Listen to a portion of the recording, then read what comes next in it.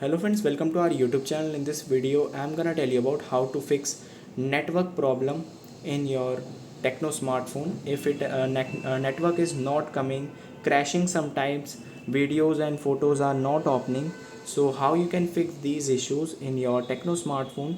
So let's get started. First you have to open your settings, click on app management, app list, then click on three dots, click on show system apps, then right here Google and click on Google Play Services, clear cache this like this, then simply click on search and right here Android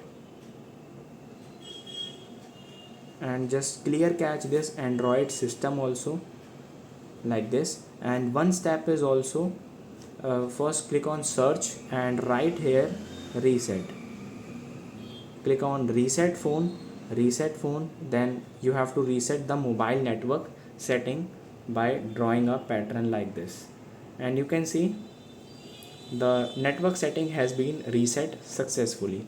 And if it is occurring twice, you have to restart your device, it will fix the problem. I hope you like this video. If you like this video, then subscribe to our YouTube channel for more helpful tips and tricks videos. See you next time.